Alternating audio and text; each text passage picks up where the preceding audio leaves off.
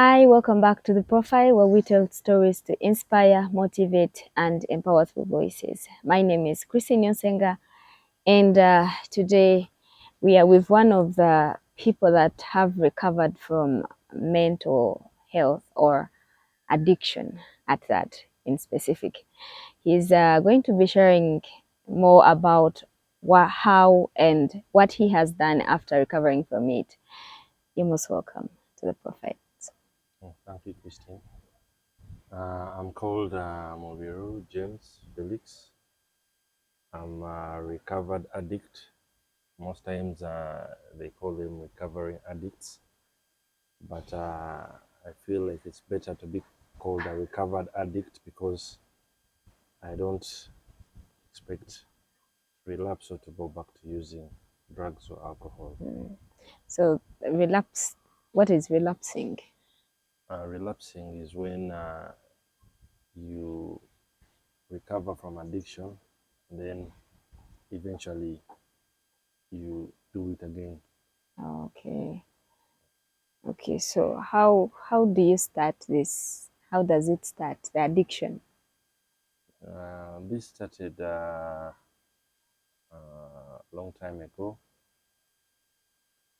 I had gone for Christmas. I was in my P7 vacation. I had gone for Christmas somewhere in Goma, Congo. So the people I had gone to visit, they took me somewhere to a club, and we shared some alcohol. Most times it all starts with alcohol.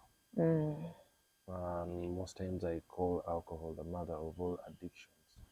mm, Because even someone who smokes cigarettes, mm, you find they started with alcohol. Anyone who takes drugs, mm, their first substance they tried was alcohol.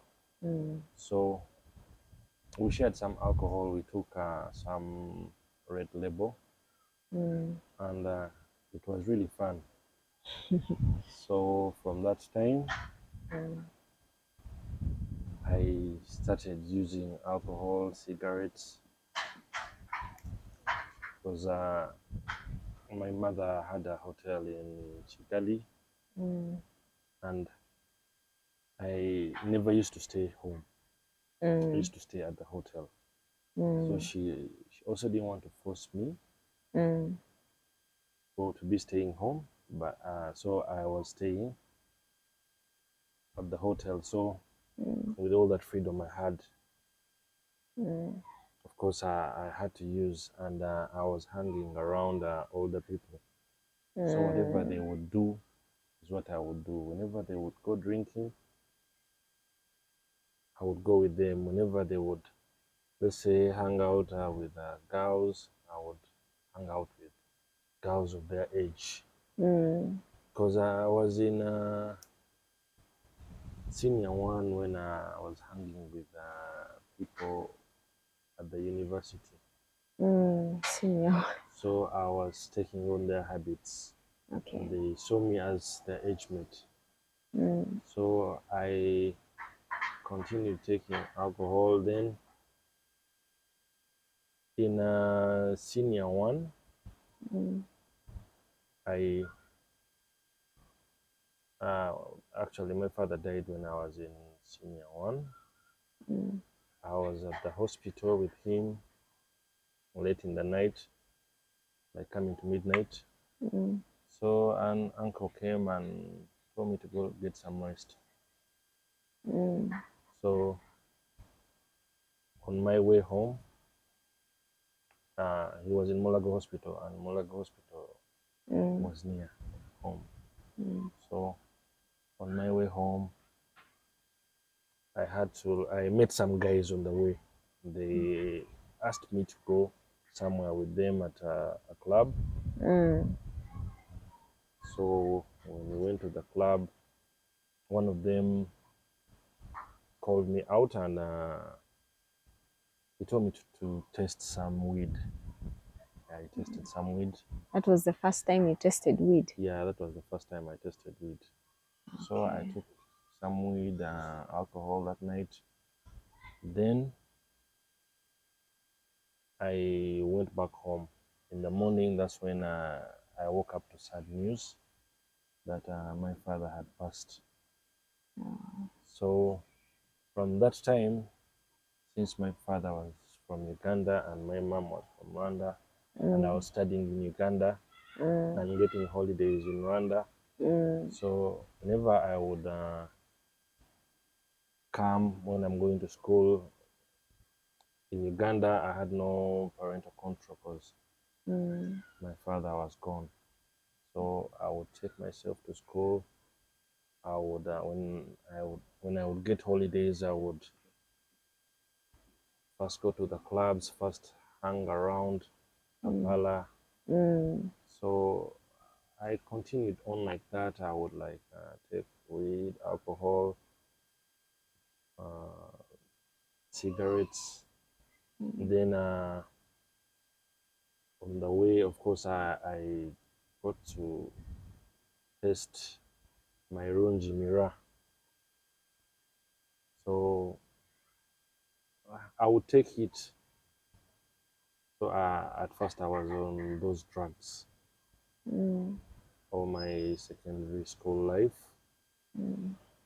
Then So in this whole time, did your mom realize that there was something changing about you?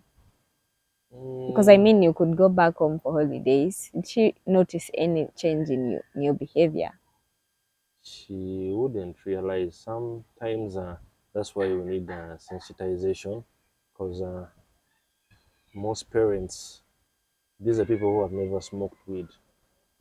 Maybe some have taken like alcohol, maybe some are even okay with alcohol, but they don't know much about weed or how to tell if the children are using any drugs. So she didn't know. Then I continued on. Then in 2007, that's when I was going to sit for senior six. In third term holidays, sorry, second term holidays, I lost a sister. She was studying at MOBS, so she was murdered in hostel in a Kamwesi hostel. So it also just triggered the situation, and I just buried all the pain in using drugs. And still no one noticed this time still. Yeah, no one noticed. Actually, I think they noticed when I was in peace, sorry, senior six vacation, almost at the end of it. But then I think when I was in Rwanda, a sister had to like a cousin like who was concerned had to like tell my aunties. Then they told my mom about it, but they didn't know about it. Actually, I was really performing well when it comes to work. Really trusted. I never misused any funds when I was during that time of addiction, weed, before I continued to other drugs. What about like performance in academics? Academics wasn't bad. I really performed well. Yeah, I performed well. The fact that I was on drugs. So in this time, yourself, did you realize did you realize it's a bad thing you're doing, or did you realize that you're actually getting controlled by the drugs, by the alcohol, or you thought it was something normal? Most times when you are using drugs, actually you feel like you are better than the others. You feel like you are sharp. You are the others who haven't tested weed. They don't You're know what they are missing out. missing. you feel like you know what you're doing. You can't know. Even right now, I see people who are taking weed or other drugs. Mm, They don't know the effects of weed. They feel like what they're doing actually is good. mm. So, What makes it then bad? If what makes it, the whole thing bad?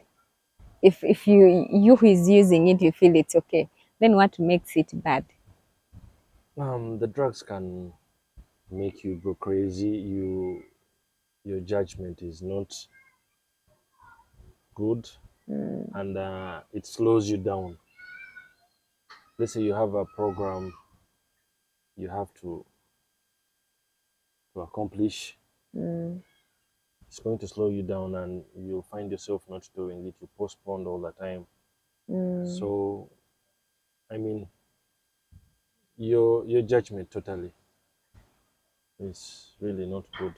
mm, You're slow at most things.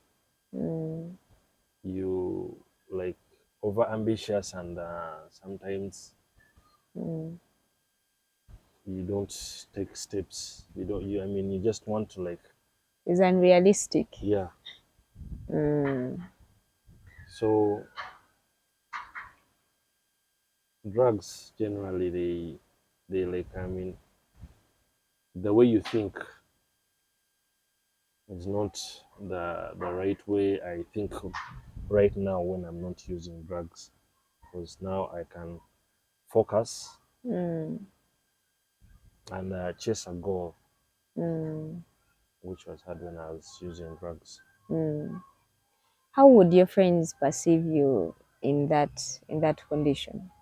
Like maybe the friends who are not in the same thing like you're doing, or that is if you had any, or maybe all your friends were the same as you, using You drugs and alcohol. you find yourself attached to the friends you use because Mm, you have the same habits. They're mm, the ones you hang around, mm, and you isolate yourself a lot. mm. So in that isolation, what do you think about when you are isolated, and what takes you into isolation? Because at the end you say this, it gives you the energy, it gives you the vibe. So why in the end do you isolate yourself? You isolate yourself because you like hanging around the places where you can do it, and you don't want to be around people because most of the times when you take weed, like your eyes are red, like you feel like people are noticing what you've done. Feel like So you're that being judged. paranoia, yeah.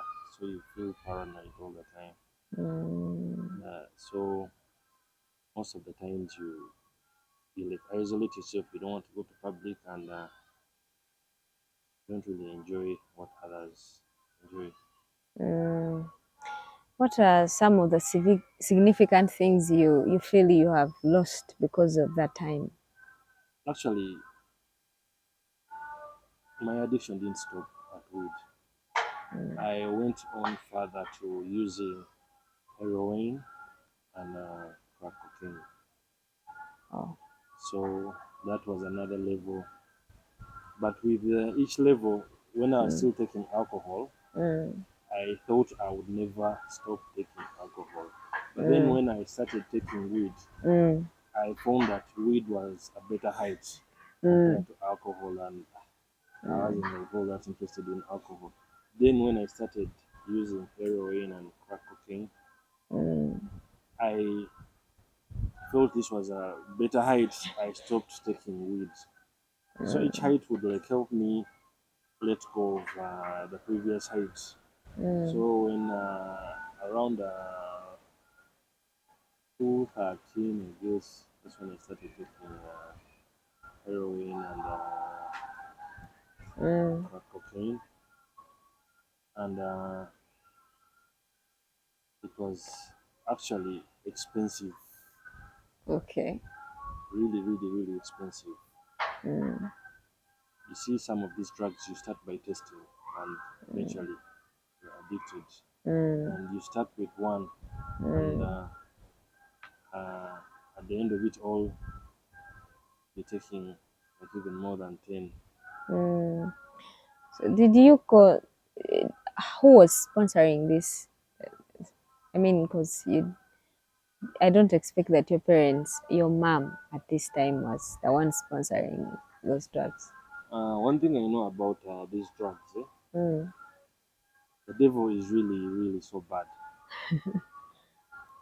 For example, I would use roughly like 300,000 every day on drugs. That's like a normal day. But on a good day, even if you have 1 M, you can blow it on drugs. But at least for me to be the cheapest, I would have to use would have to be like at least 300,000. But then the devil is really bad when you're doing something wrong. mm, You just find yourself getting the money. Right now, when you're not using, mm, you can look for 300,000 to mm, use daily and you mm, fail to get it. that's true.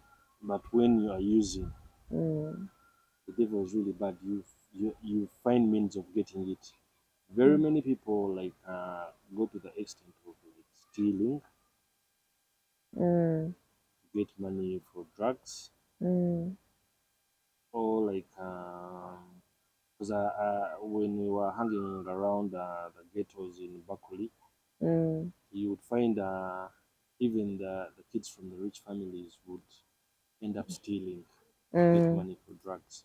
Someone goes to a church mm, and they lift a handbag, or mm, they pull a light off a moving car. mm, So they would like do anything for the drugs. We used to say it's enslaving us mm, because you're looking for money to fund addiction. So you mm. are slavery. You are a slave to What addiction. happened if you didn't get like this on a day like this, really, really bad, and you don't get the drug? Oh, it was really, really terrible. If you, for example, for heroin, if you don't use heroin, Mm, you're used to using, let's say, a high dose and mm, it wears off, mm, you the withdrawal symptoms kick in, you start vomiting, mm, you like get temperature, you're feeling hot and cold at the same time, your mm, stomach is aching, your head is aching, you are sweating under the sun, you're putting on a jacket under the sun. I mean, mm, the temperature is really, really high. It's like the worst feeling I've ever got. You'd rather know that I have malaria and treat it 5 days and it's mm, gone. But now you can get withdrawal symptoms for a month when you're hot and cold, you're mm. shivering, you're vomiting, your stomach is aching, diarrhea. I mean, it's the worst feeling you can ever get with heroin. And then with crack, it has a very high craving Mm, and it's slightly more expensive than heroin mm. because crack actually is cocaine but in form of a rock stone. Oh, okay. So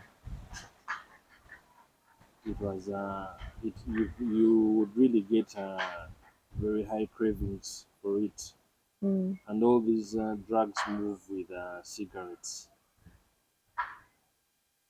So literally, you sniff them from cigarettes. No, I mean Or cigarettes you is like a dessert. yeah, I could say it's like a dessert Okay. because you would have to like take cigarettes after taking like some heroin or crack. Then at some point, even if you're not taking cigarettes, you Mm. need ash to Like take crack. this ash. Yeah, the ash. To take crack, you need ash because there's a pipe that you have to like come up with, and you have to put like ash on top and then put the stone of crack. So you burn it when it's sitting on the ash. So you light the ash. It's no, it just sits on the ash because you put a foil paper, and then you put the ash on top, and then you burn as you pull it. You can't, I can't really explain it well to you unless I get the tools that we were using to like come up with that pipe. Where would you get all these? Where would you get the drugs? I imagine at this time you are still in school. Actually, when I was on cocaine and heroin, I was done with school because you can't finish school when you're using those drugs. Mm, You can finish school when you're on weed. You can finish school when you're on alcohol, or maybe cigarettes, or maybe mirror, but you can't finish school in most cases when you're on heroin, mm. cocaine, or even crystal meth. It's rare that you can finish school. Why? First of all, you have to look for money for those drugs, and Mm, they really, really put you off because if mm, you don't have the next dose, all you're going to think about is how am I going to get the next dose? How are you mm, going to go read a book when you know you need the next dose? mm, So in most cases, you and the struggle you go through. I told you these kids go to an extent of like removing spare parts of people's vehicles. So they do whatever it takes. I didn't reach that extent of mm, stealing, mm. but maybe I reached an extent of selling drugs, the same drugs, Oh, cocaine and crack. I reached that extent of selling. selling to other people. Yeah, So you'd literally merchandise.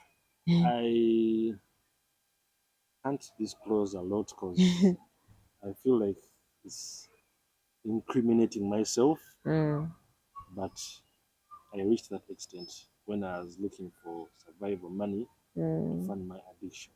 mm. Yeah. At that higher stage that you reached, what are some of the significant things you can't forget that you did that you're not proud of at this time, Um, if they are there? when I was using, uh, I have a daughter, Mm, and I used to stay with her. mm, The mom left me when I was addicted, so at a very young age, she gave me my daughter when she was really young. She mm, was making three, yeah, so I like would smoke mm, in the same room with her. Maybe I would like enter the bathroom and smoke. So sometimes she would like catch me smoking, and I tell her, "No, I'm taking medicine." So that wasn't good for her health, and the picture also wasn't good. So how did it make you feel smoking in front of your daughter? at that point, you can't feel it. You only feel it when you're sober. Oh, okay. Yeah. And maybe the other thing I did was like selling drugs, or maybe introducing some people to the drug. Because actually, some people would die, Oh, not the ones that I introduced to the drug, but how does it feel if you introduced someone to that drug and they mm, died? You know mm, the drug? mm, I had a friend. He was a mm, boda guy. He used to like I would like send him to go get the drugs. mm, So for him, okay, maybe he would like smoke weed, mm, yeah, some simple stuff. But then one day he comes, he tells me, "Oh, I have a toothache. mm, Help me with like 2K. I get some painkillers." I mm, told him, "No, you come." mm. Just take 1 line when you're Mm, taking like heroin. mm, I told him take 1 line. mm. He took 1 line. He didn't feel the taste So again. what is the line? A line is like Okay, drop. when you're smoking like heroin, you like put it on the aluminium paper, and then you make a pipe, and then you you burn it from below as you Mm, inhale the smoke with the pipe. mm, So I gave him like a line of mm, heroin. From there, mm, he started and he got addicted. mm. So So did it really chew his tooth? yeah, it really his tooth stopped. Mm, Um, but eventually he became addicted. wow. But then when I got clean, Mm, because Remy was a border guy, he didn't mm, have like the money for rehab. mm. Actually got him and took him to rehab and paid for his rehab. Wow. See that gets better. So now how is he now? He's okay. Right now he's okay. When Mm, I took him there, he got out and relapsed. mm, But then he managed to go off the drug again. mm. Yeah. So what what kills in it? The drugs. Yes. How does someone die over it? Mm, first of all, like I told you, the withdrawal effects Mm, are really bad because there's mm, so many times I tried to go off drugs without going to a rehab, but it was mm, really terrible. mm, Really terrible. You can vomit. You haven't eaten anything, but you're vomiting. mm, I mean, it's the worst feeling you can ever get if you don't mm, get help. Before, what mm, I would do, mm, I would go to clinic mm, and get some drips mm, because I'm vomiting. I'm not eating. mm. So what they do, they put you on glucose. They try Okay. and control the vomiting. Mm, Then when you go home, you deal with the other withdrawal mm. effects. So before that, before you went maybe to the rehab, did you have the appetite to eat food? No. You would not have appetite. So how do you survive? Actually, one thing about drugs, you can go and spend 300,000 on drugs, but then you go somewhere or maybe and ask for food, and they tell you this food is 30,000, Mm, and you're like, oh, that's too much. But you're spending 300,000 on mm, drugs. mm, So sometimes you would find that when you were taking drugs, you could go maybe mm, get a donut, mm, maybe and water, and then you take that and then go back to using drugs. mm. I imagine there is no one. I imagine all of you lose weight when using drugs. Yeah, I was really small. I have some pictures, by the way. I was Mm, really small mm, when I was using drugs because I never used to eat that mm, much, and the drugs will drain you. So everyone who takes drugs, they're really tiny. There's some people who actually get hooked on those drugs when they want to lose weight.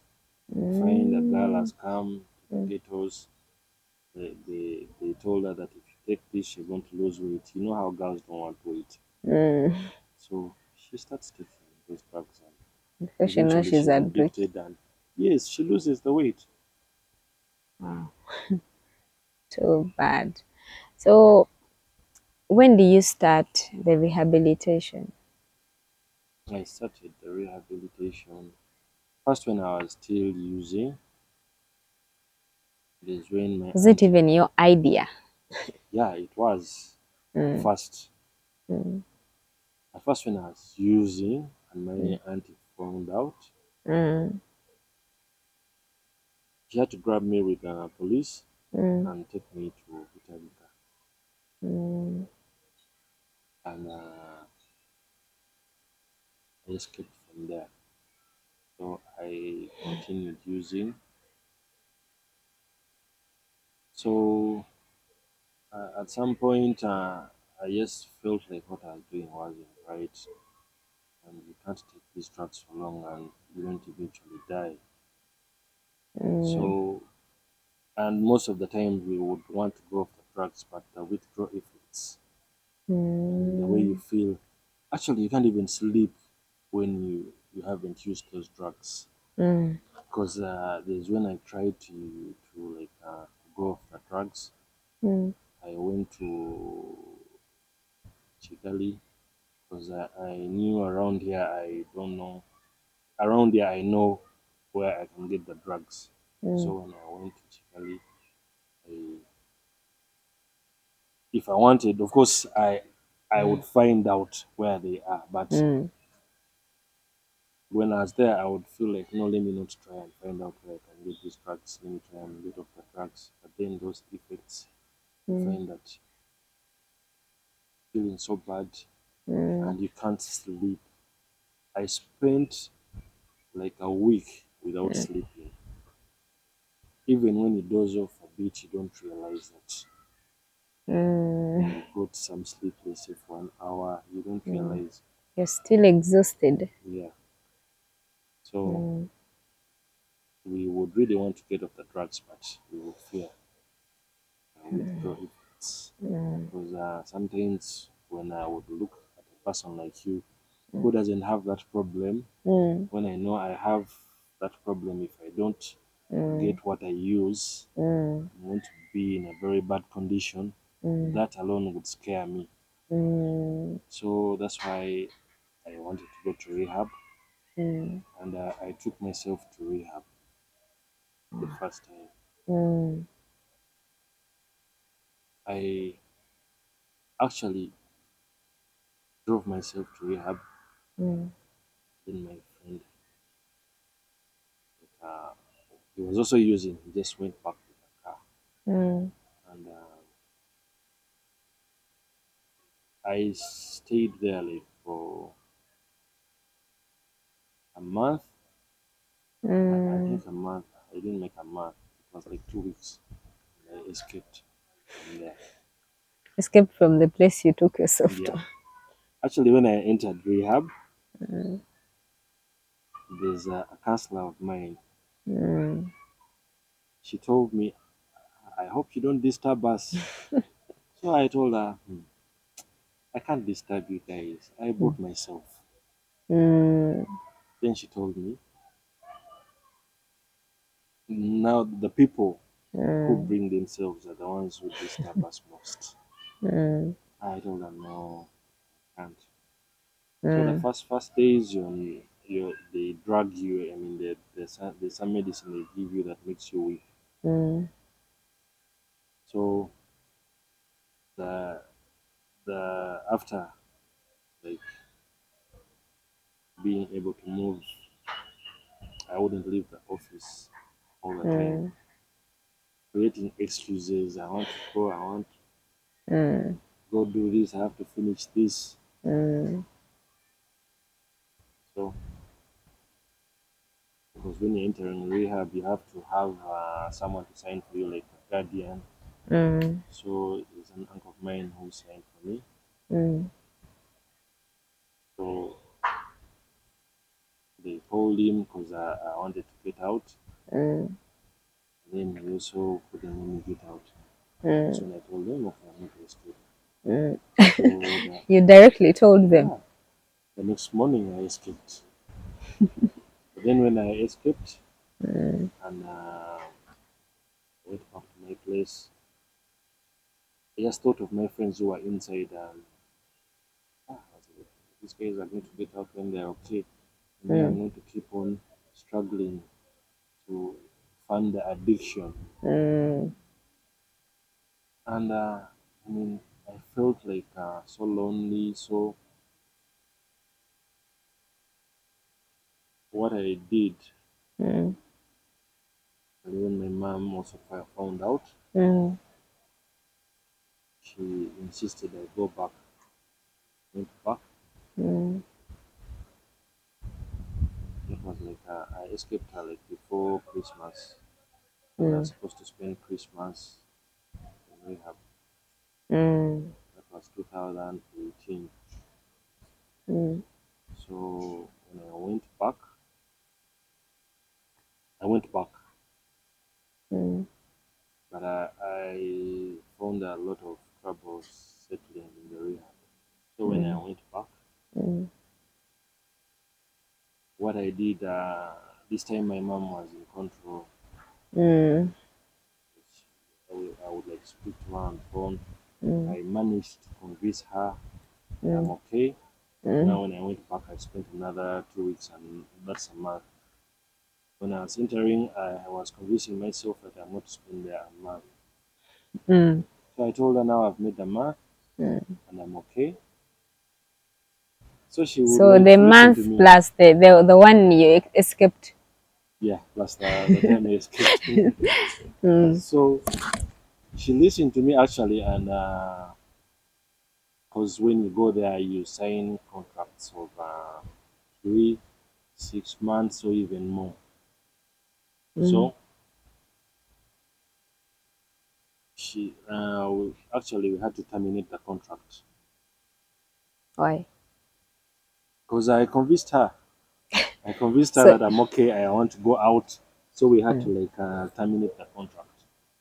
How long was your contract? Mm, I don't even know because when they're signing those contracts in rehab, Mm. you're not there. Oh. You can't be there and they tell you you're going to spend there 6 months and they're Mm. signing the contract. Mm. Obviously, they have to tell you to. You first have to like admit you and then Mm. they sign the contract with your guardian. So I Mm. don't even know how long the contract was. When I convinced her, Mm. they let me go. Mm. And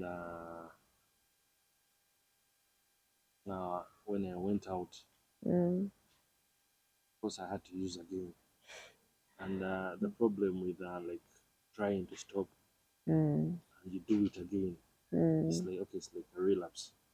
It's a Mm. relapse. A relapse is normally really, really, really bad Mm. because when you were starting these drugs, you started with one. Let's say Mm. you're taking one daily. So when you relapse Mm. in that short time, you're not Mm. going to go back to starting with one. You're Mm. going to go back to where you stopped. That I was Mm. using, let's say 10 a day. Mm. You want to start, let's say you started with one, now this time you're going to start with five Mm. when you are relapsing, which is also not good. You Mm. find that you go into a very terrible state when you relapse. Mm. Relapses are really, really, really bad. They're worse Mm. than what you were before. Because before Mm. maybe you went on climbing levels Mm. and you were managing it, but Mm. when you relapse, you want to start from where you stopped. Mm. So obviously, when I went out, I relapsed Mm. every day, and my mom had to talk to me again to go back. Mm. So I went back to the rehab, and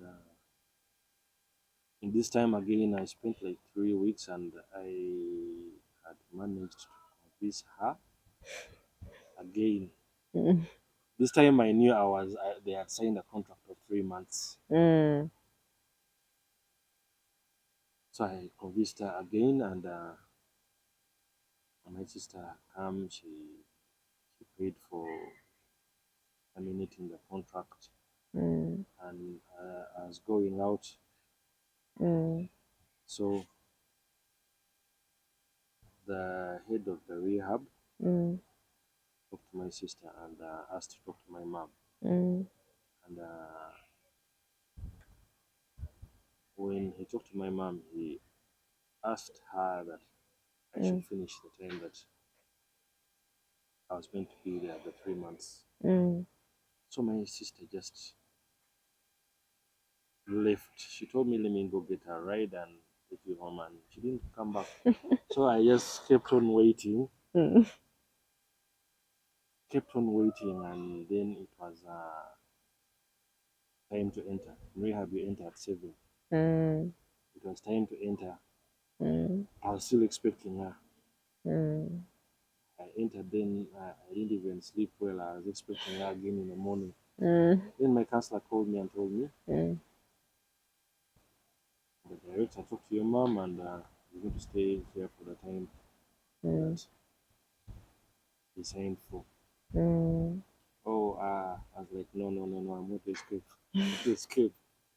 This time I tried to escape, Mm. but the director of the rehab, Mm. I don't know if I should Mm. say the name of the rehab. It I was, think it's okay. it was called Hope and Beyond. Mm. The director, Mr. Kalema David. Mm.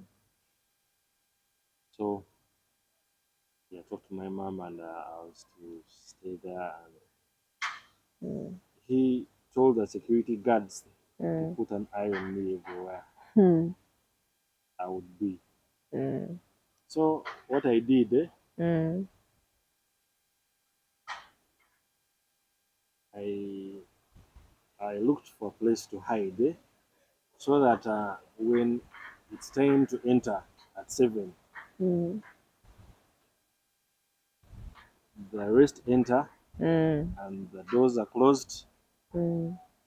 So when I'm outside, I'll have all the time to like find where to jump from. Mm. What I did, there was a dog house, Mm.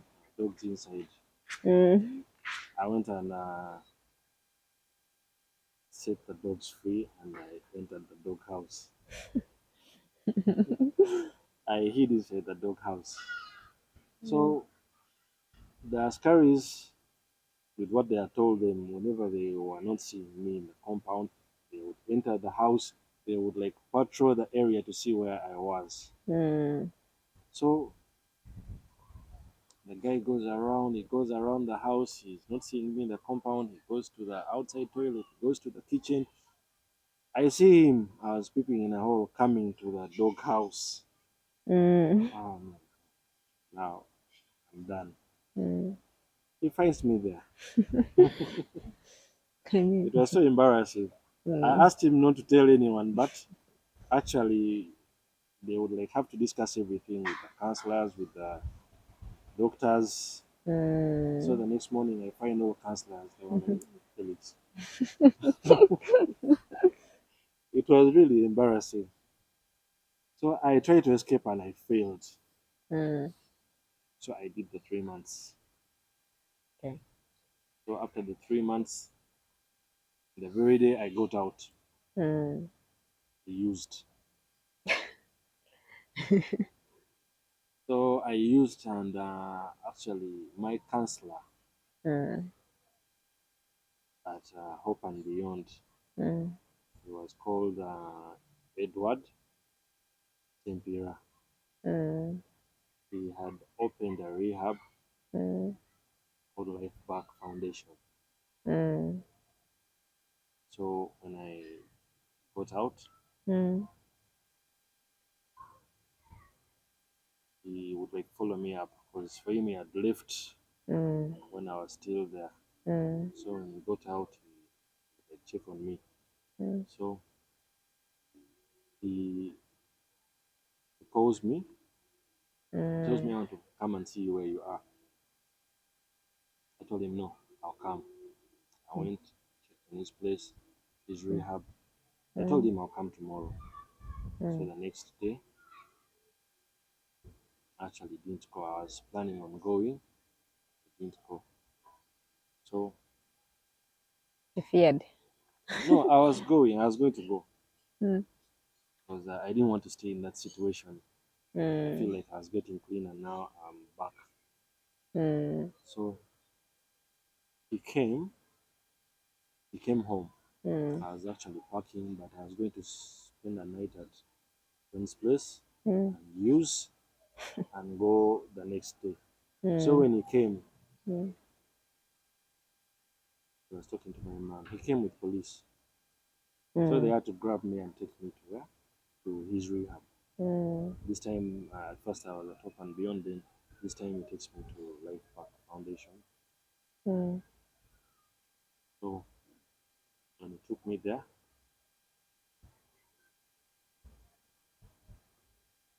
he like I spent 2 weeks when I don't know where I am. I woke up. I knew where I was, but mm. I woke up after 2 weeks when I don't know what day it is because he knew We're in a coma. know the drugs they use in rehab will make you Mm, sleep off, and mm, sometimes if you're like resisting or you want to escape, they have mm, to like use those drugs on you. So he knew that. mm. Like to Uh, make you dormant. yeah, he just had to make me weak Mm, so that I won't escape. I won't like have to like disturb. mm, So I was there like for like 3 weeks. But mm, the times I remember when I would like wake up, I would even fail to eat. Whenever I would like try to eat, it was hard for me to like get a fork and put food in my mouth. You find maybe you can't focus. Maybe mm, you're taking the fork to the ears. I mean, mm, but I had like spent 3 weeks before I went to Life Park before he took me, and I mm, was really looking terrible because he mm, showed me a photo. mm, I couldn't believe because after Hope and Beyond, mm, I spent 3 months. I was better. Then just the 3 weeks I mm, spent out before I went to Life Park, mm, I was already looking terrible. mm, So I spent like 2 months there, and then I got out and I relapsed. This time when I relapsed, I remember when I was in the ghetto, took a lot of drugs, and I passed out. Actually, I was with a friend of mine. He, he, they know him at home. Everyone knows him at my family. They know him. He got scared. He reached an extent of thinking that I was going to die, and there's no way he would bury me when he knows what has happened. Everyone is going to like blame him. mm, So the guys who are around told him, "You call him mm, with your voice, because he knows your voice." mm, You call him with a voice that he knows he's going to come back. So mm, I passed out, I cried, giving me water, pouring water on me. Eventually, I came back. When I mm, came back, mm, all I was asking for, mm, like my drugs, I wanted to take more. I wanted to take more. mm, So I just took a little bit more, and my friend had to like take me back home. mm. So It, then, these drugs were like something you had to survive on. It was where life depended on. for every drug user, their life depends on drugs. Mm, We used to call it the first wave. We used to call it the first wave, Charamukulu, wow. because gave it a lot of time. You're not even interested in girls. You're not interested in anything apart from the drugs. Mm, You lose interest in almost everything. So mm, every drug addict, their life depends on drugs. mm, So when I got out that other time, I used again. mm, So this time it was Eddie Edward, the owner of Lake Park. He used to check on me. He mm, came home, mm, new home. I was home alone. I had someone entering the house. mm, He came straight to my room. I was in the bathroom using. So I tried to like hide. He said, "I don't hide. I already smelled it." mm, So he talked to me. Can we go back together? the life back. I told him I'll come tomorrow. Oh, okay. So the next day, because he wanted me actually to go for aftercare. Aftercare, that's when you like go back and talk to counselors. So I told him I'm going to come back. It was a Friday and spend the weekend. And I went back. They didn't let me leave. I stayed there for like almost 14 months, and I went back that time. And it really helped because I would like try entering for 1 month, it didn't work. 2 months, it didn't work. 3 months, it didn't work. But when I entered for a longer time, it helped me change my mindset to focus on recovery. Most of the times when parents take their or like sisters, brothers take their loved ones to rehab, they when they tell them this person has to be here like for 6 months or let's say 1 year, they feel like it's a long time. A friend of mine, the father took him to rehab. So the first time he spent, when he went there, they told him he has to spend there 6 months. Asked them, is he on a course? Is he going to get a certificate? I thought when someone is okay, you discharge them. So he spent there 1.5 months and picked him up. Then he relapsed. The next time when he took him back to rehab, he told them, I want him to spend here a year himself. And he spent a year there. And did it work? Yeah, it worked. You see, the longer the time, you create a gap from the last time you used, and when it's a shorter time, when you get out after a short time, all you remember are your old habits, old friends, that pattern of life you were used to. But if you spend a longer time, you bridge that gap between when you last used and the time when you're okay. So even sometimes your guardians can come up with a plan for you, but they're not going to come up with a plan after just 3 months. Because most drug users, the recommended time is 6 months, the standard time. Alcohol, it could be like 3 months. So in this time, how or when did you come out of the addiction? When I got out, Like when do you feel like I'm now fine and you never went back to it all? when I spent a longer time, I also like got time to think about it, and I knew I had responsibilities. I had a daughter, my mom.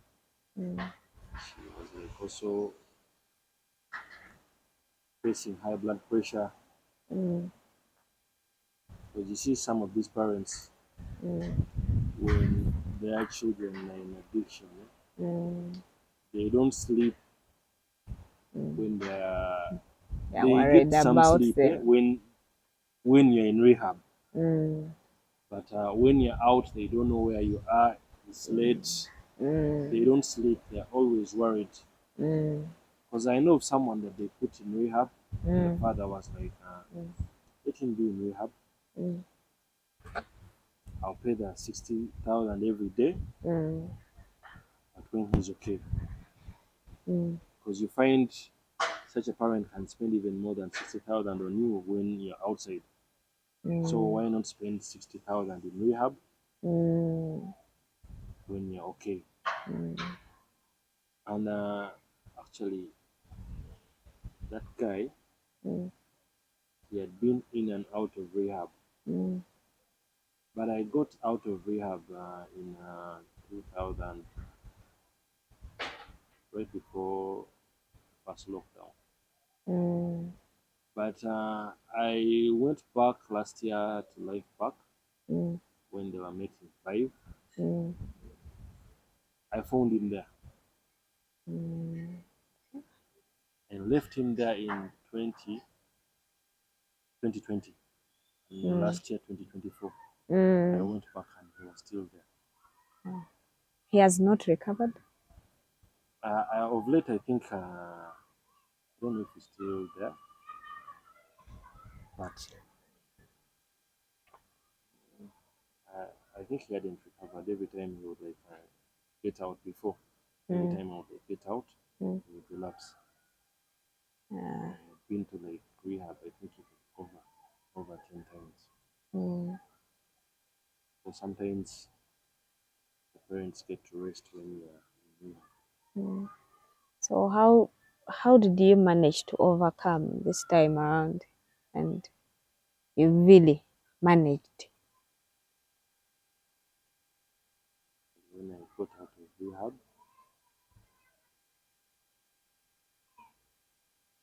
I was working somewhere, but just to keep me busy. Mm. My mom had talked to a friend that I can go work there, Mm. and she was the one paying, not She yeah. was paying for you She to was. work. She was. I didn't know that she was the one paying. Mm. I thought the employer was the one paying me. At Mm. first, she would like give him money To give you. to pay me. I thought I had a job with Mm. him, but she was the one like giving him money to do what? Mm. Really, Just to think that she really I put got a in job and effort I'm to working. make sure you're okay. Yeah, she put in effort. Actually, she was paying me 2M per month. Oh, okay. Yeah, That was a lot. yeah, she Really, was. to really motivate you. Yeah, she was paying me 2M per month. But then when I found out Mm. that she was the one paying, Mm. I stopped working. I stopped working Mm. because I felt like, I felt like it's wasting money for her. She can give me that money. I do something else. I've always been a business person, Mm. so I was spending my time working for someone else Mm. just to keep me busy. You put me somewhere to work just to keep me busy. I'm Mm. paying 2 million. Mm. Yet I also have my dreams, my ambitions. Mm. So I had to stop, Mm. but still I got busy. Also, I had to like construct like some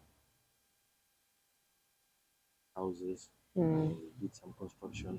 Mm.